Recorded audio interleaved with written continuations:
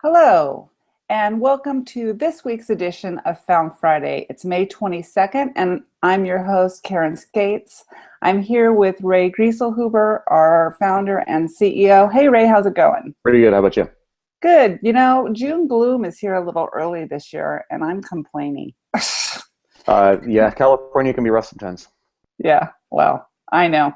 I'm not supposed to complain. I've already been told by people in Texas that I should be quiet. But speaking of complaining, we're here today to talk a little bit about the aftermath of Google's mobile-friendly algorithm change and to answer some questions we've been getting from our customers. So first of all, Ray, there's been a whole lot written about this change. There was a lot written before it happened, and then there's a lot been written since it happened. So can you, though, just give us a recap, get us all on the same page? Yeah, so let's start off by talking about the actual changes. Most people who have been following this, who are SEO practitioners, probably have a pretty good idea of what this is, but there is a lot of marketers, content creators, and so forth that may not be as up to speed on what the changes were. So basically, there are a couple of terms that are worth talking about. One is mobile friendly. Well, probably the first one actually will be mobile visible. The next one will be mobile friendly. The next one will be fully mobile optimized. And they're essentially varying degrees of the same thing. Mobile visible basically means you can view a website even if it's not specifically optimized for mobile devices on your phone or tablet. So most of the sites in the early days were like that, and then still a vast majority of sites are probably out there that are like this as well. The next one is mobile friendly, which is what this algorithm updated to address the most. And mobile friendly is basically sites that are kind of on the path to full optimization. Some of them will be fully optimized. Some of them are kind of, they think they are, but maybe they're not completely optimized, but they're doing a decent job. And so it'll have things like viewport resizing and so forth. And then there's fully mobile optimized, where you've got people who are probably experts in this sort of development that have created a very nice experience, and it responds well to all different types of touch events, and everything just works flawlessly. What this algorithm update was designed to address was to promote in the rankings, in the search rankings, those sites that are more mobile friendly. Mobile visible sites still so far, and we'll talk more about this when we talk about the impact, weren't as badly hit as I think some people were predicting, and there are some reasons for that. But there is definitely a change now in mentality, and also in the way that some of these rankings are handled to prefer mobile-friendly sites. The thing that, and we'll talk about some of the specifics on what mobile-friendly means, but the thing that is probably the most relevant to take away so far from all of this is that this is a gradual change. People were, the term mobile-geddon was kind of used very quickly to describe this entire process. And I think people were expecting a much bigger impact overall. I would have been surprised if that had happened for a couple of reasons that we can talk about too. But I think this is a gradual process. When Google starts trying to push webmasters in the direction of changes that are fundamental changes to their infrastructure and the way they create and publish content and everything else, they know better than to try to force everything to happen with one single algorithm change. So I think we're going to be seeing rolling updates of these over the next 3 or 4 years, and it's going to get more and more of a requirement in order to have not only mobile friendly sites but mobile optimized sites as things progress. Yeah, there was so much written before the change, warning people of the change, and so many predictions about mobile-geddon. And now I'm seeing a lot of post-apocalyptic coverage. So let's talk a little bit about what's actually happening. And we know that optimizing for mobile can be time-consuming and expensive. So what are you hearing from people who've been affected by this change? So there has been an impact. There's no doubt, and some types of sites were affected more than others. Um, probably the best way to summarize it is that if you were to put things in terms of like a just a pure percentage, what the overall impact was, it's probably on average in the range of like 20 to 30% of a site's pages were impacted. And that's due to a number of reasons, and that varies by industry and brand size and company size and everything else. Um, but there was a moderate impact. It, no one went out of business as a result of this that I'm aware of. Especially we work mostly with bigger companies, so there may have been smaller companies, but I would be surprised if that was the reason that they went out of business. If something like that happened, so it wasn't catastrophic, I would say. It was definitely kind of a tap on the shoulder to get people ready. So one of the reasons that I don't think the impact was as big as people were expecting is that because the vast majority of sites, even today, across almost every major industry, every size of company, every type of brand, there's still very few sites out there that are actually optimized and performing well on mobile devices. So if Google was going to punish every site, catastrophically that was not optimized for mobile, there wouldn't be any internet really to show in the search engine rankings. So at some point there's a diminishing return of what sort of changes they can expect to get with this algorithm right now. They might end up promoting lower quality content that happen to be optimized for mobile as a result. So it all needs to be kind of taken into the context of what their goal is, and their goal is to promote higher quality content overall. So as long as it's not completely unusable on a mobile device and it's visible, then and your content is the highest quality, then there's a good chance, not a guaranteed chance, but a good chance that you're still going to be doing pretty well. So originally there was a prediction that the change would affect half of Fortune 500 sites. Do you think that that really happened? Well, it depends on what you mean by effect. I think that probably every site had some impact, especially when you're talking about the Fortune 500. But this change impacts individual web pages as much as it does entire websites. And it's probably more skewed towards individual web pages as well. And so when you start talking about Fortune 500 companies, every Fortune 500 company probably has dozens, if not hundreds, in some cases thousands of websites, different domains, everything else. And so some of their properties probably were highly affected. Some of their properties probably weren't. And again, if it's high quality content that you're maintaining and it's relatively usable, then you probably were not going to be receiving as much of an impact. If you look, we've spent a lot of time looking at the data and the number of sites that, one of the quickest ways to tell what Google considers to be a mobile-friendly site is if you look at the mobile SERPs, there's a mobile-friendly tag that shows up in the search results for each listing in the SERPs. And you can see, if you click on any one of those pages, the bar is pretty low for what's considered mobile-friendly right now. So my guess is that bar is going to be continuously raised going forward. But they put in, this is like version 1, this is like the minimum viable product of like the mobile friendly algorithm update. They made the bar very low intentionally, and they're going to continue to raise it going forward. So one of the differences that I've been reading about is the difference between website content that can be viewed on mobile versus content that is optimized for mobile. Right. Can you kind of clarify that a little bit?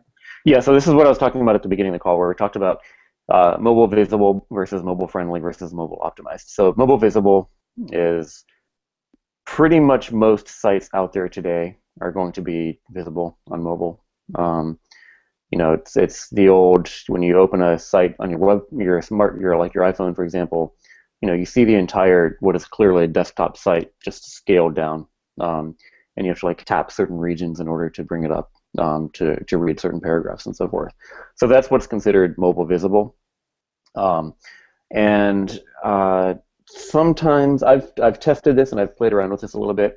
I've seen even some of those sites show up as some of those pages show up as mobile friendly in the search engine results.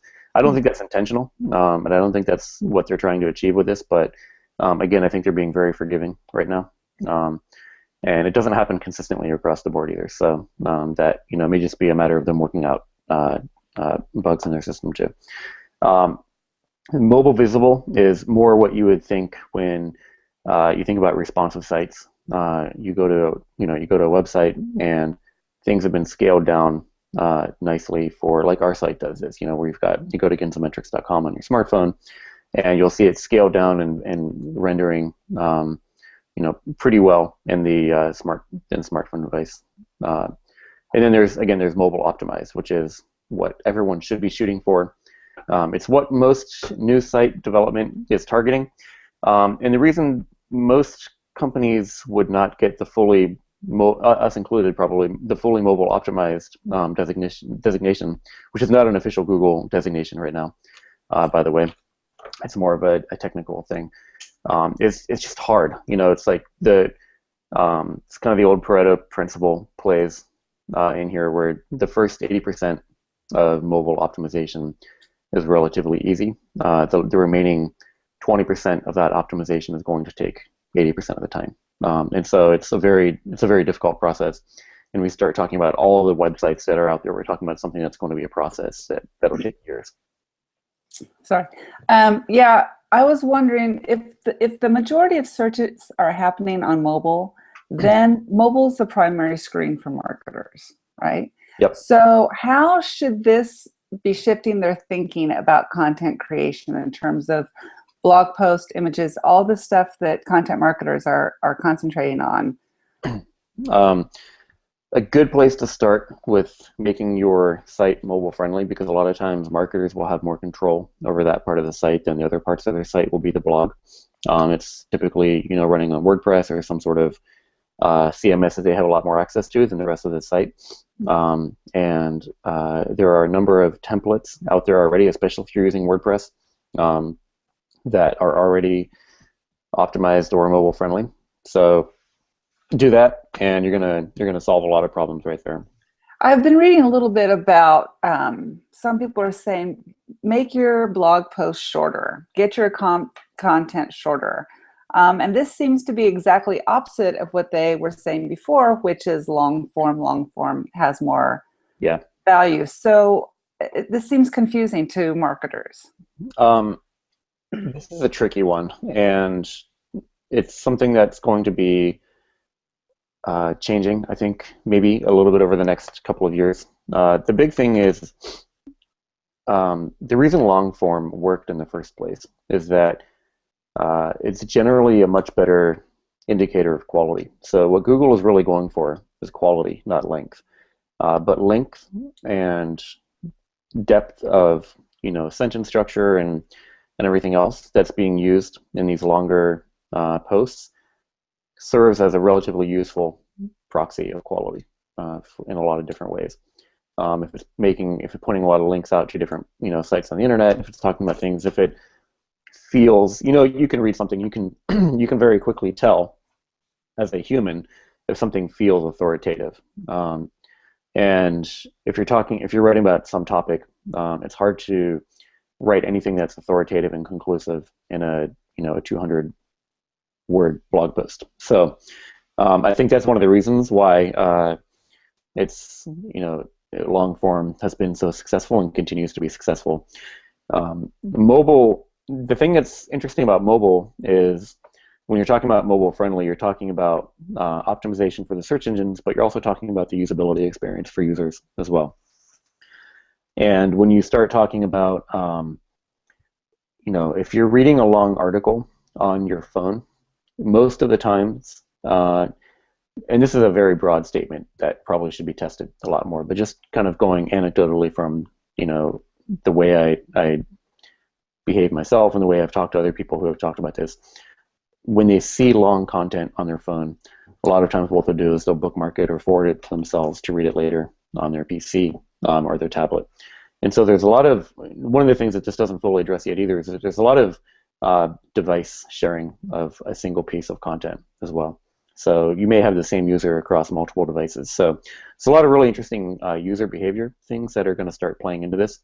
Um, the reason that short content is good from a purely marketing perspective is it's much more likely to be shared once people have had a chance to digest it. And if it's something that's punchy and gets to the point very quickly, or has kind of like that gotcha thing about it, you're much more likely to get people to engage with it somehow.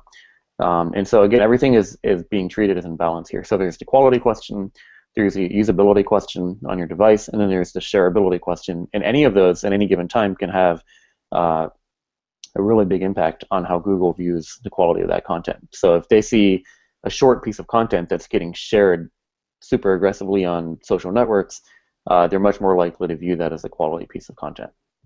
It almost seems like going back to those old teachings from journalism school, Right. which is the inverted pyramid. Yep. So even if you're going to do long form, it seems to me like do the inverted pyramid. Put your main ideas, your big ideas up front, and then move down the pyramid to lesser ideas and break it up with subheads. That way you're addressing both. You're getting your long form content out there, but then you're also, for anybody on mobile, they can get the gist of it within the first 3 sections or something. Yeah, absolutely. I mean, that's just generally considered good writing. There are other models of good writing than the journalism model. The journalism model obviously works very well online, ironically, in a number of different ways. But punchy, I would say, punchy, well abbreviated, well spaced, well paced writing is going to be successful regardless of length.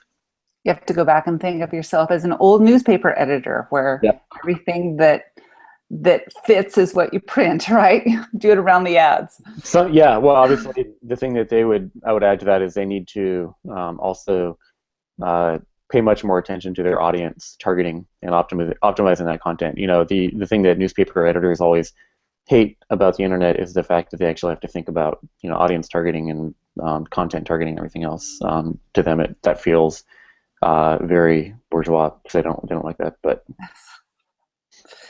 so let's talk a little bit about measuring on mobile. When marketers are measuring their efforts, how much should they consider the device that's being used? And how does that fit into measuring content effectiveness across different search engines? So this is a really good question.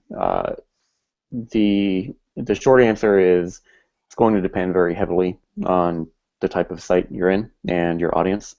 If the vast majority of your audience, and I mean by vast majority, we're talking like 70, 80, 90%, is coming on mobile. And when you're talking about mobile, you need to talk about either smartphones versus tablets, but obviously most of the time we're going to be talking about smartphone. You may just want to focus on those people and not really even pay, almost do the inverse of what people have been doing with desktop until, today even, where they just consider that the vast majority of their traffic is going to be coming from desktop, and the mobile is always kind of this edge case set that it'll get to eventually. That may be flipped now. But there are a lot of other businesses where it's something more like, 60-40 mobile. You can't really ignore the other device profiles at that point. So this is one of those areas where I think that for a long time, marketing and IT, or marketing and product development, have kind of been at odds for a while about the management of these things, because marketers need much more rapid innovation than a lot of times what IT is willing to provide. Product teams, they're usually much more focused on innovation and happy to do it, but they also have their own development schedule and everything. So there's always been this tension between marketing and the other groups for a long time. But this may be one of those areas where marketing and IT, or marketing and product, can really work well together, because a lot of what we're talking about when we're talking about mobile optimization, there is definitely a content side of it, but there's also a huge technical side of it. And this is a good opportunity for marketing teams and technical teams to sit down and say, okay, you guys fix this, you guys fix this. Yeah, we're going to have to work together very closely in order to make sure it's actually working. But there's a lot of work that the technical teams over the next few years are going to have to do in order to fix all this stuff. And so this is a good time for people to be building strategies around those two groups working together. Oh, talking about the technical side of it, I know there's a couple of ways to address mobile search. There's responsive design, and then there's the fully hosted mobile site. What's your opinion on brands that choose to create a separate mobile site? Do you feel like that's short-sighted? I do, yeah. I would always encourage a company to go with a responsive approach if possible. I totally understand that that's not possible in many cases, and I understand that there's very legitimate reasons for doing that as well.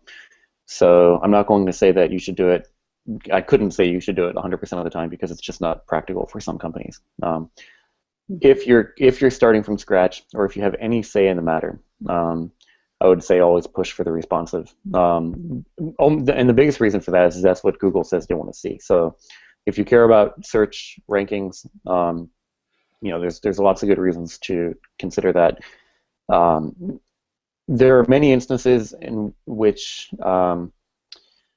responsive can save you some time. There are a lot of other instances in which responsive can actually end up costing you a lot more time and money because you're trying to fully optimize a single piece of content for many different types of devices. It's really tricky, but I think that that's partly a factor of where we are right now with technology and frameworks and everything else. I think things are going to continue to get better.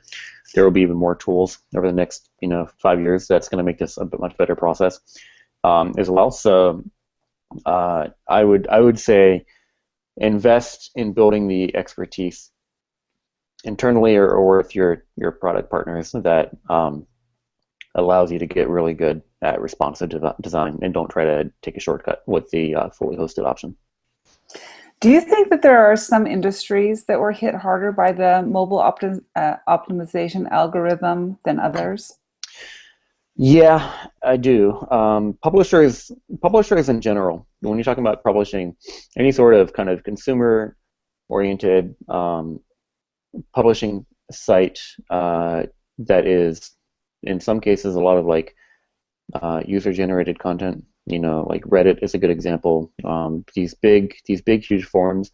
These are really good testing playgrounds for Google to release algorithm changes that target these types of sites and see what the result is, because there's a lot of content. They're not brands. They're usually not advertisers with Google, so they're not going to get pissed off if suddenly they're losing all their traffic.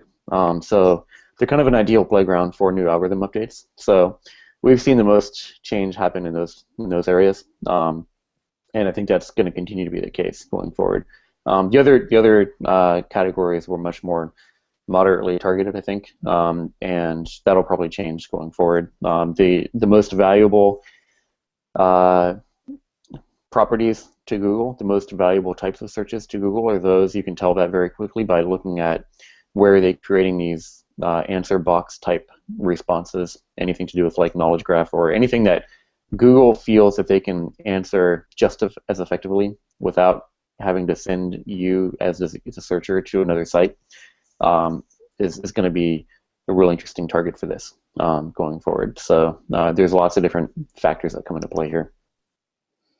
That's interesting. One of the things we talked about earlier on is what is actually affected by the algorithm update. And according to Google, the mobile-friendly update really only affects the rankings of individual pages, not entire websites. Mm-hmm.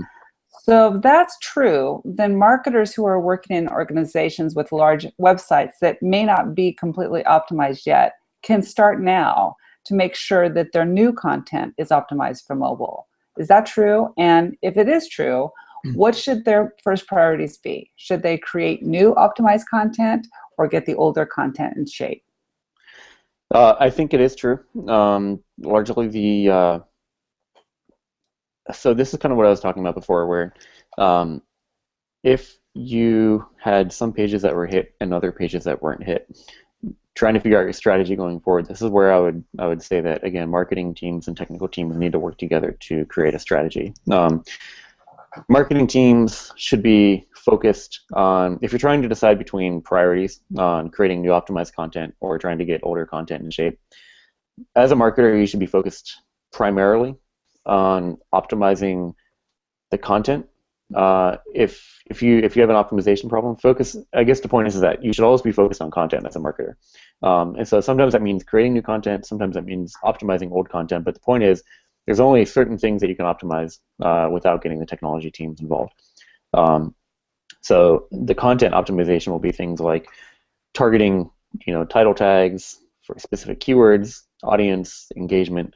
Those are all things that you can do from an optimization perspective that don't have any technology component to optimization. I would say all of the technical related optimization stuff should be happening outside the marketing department anyway, unless you for some reason have like a development team inside marketing that owns the actual websites, and that's, maybe that's a different conversation. But most of the companies that we see, they're two different groups. I would say that marketing teams should be pushing very heavily to the technology teams to actually get the site-wide optimization for mobile underway now very quickly, because it's going to continue to change. So Google just announced that there are now more searches on mobile than on desktops, both in the US and Japan. Are you surprised by these findings? And does this seem like it's an acceleration of a trend? I'm not surprised. Yeah, go ahead, sorry. That's okay. I'm asking 3 questions at once, but do you think that this explains Google's push towards mobile friendliness? They saw this coming, sort of a thing? Yeah, so Google is in an interesting position here. I'm not surprised by the change. We've actually seen this in Japan for about 2 or 3 years, in some cases even longer now. Japan has a very long, rich history of mobile that occurred even before the smartphones came. So there were some industries that depended very heavily on feature phones in Japan for a long time. So that doesn't surprise me. And I knew it was going to happen here eventually in the US as well. I don't think it's every single industry, but I would definitely say probably the vast majority of industries are now getting more of their traffic from mobile than from desktop. So that trend is only going to continue. So it's the reason that Google had to respond to a lot of this. Google is in a really interesting position though, because mobile is hurting their advertising business quite a bit on the search side. So there's just less, and it hurts everybody in a way when you're talking about search. There's less real estate overall. Users are going to be much more, their time is divided between as their primary navigation tool. On the desktop, Google is your primary navigation device. On your smartphone, you've got apps, you've got the local search on your smartphone to find all the different apps. You've got different at Google about and a smartphone. There's not much room for ads and results, and Google has always been in this kind of divided position where they're trying to sell ads, but they're also trying to be perceived as the objective definer of quality content to send people to. And that is even more apparent on mobile, because literally you have room for like 1 or 2 spots of each, unless you just completely change the game. So Google is trying to figure out the right way to balance their ads business with their core, search technology. And I think we're going to continue to see things like that happening going forward. And you'll see probably a lot of hints of this coming first on Android devices, because that's where they have obviously the most freedom to experiment. So as we've been going forward since the update, are there any questions you've been getting from our customers that we haven't covered? Anything that specifically people are wondering about?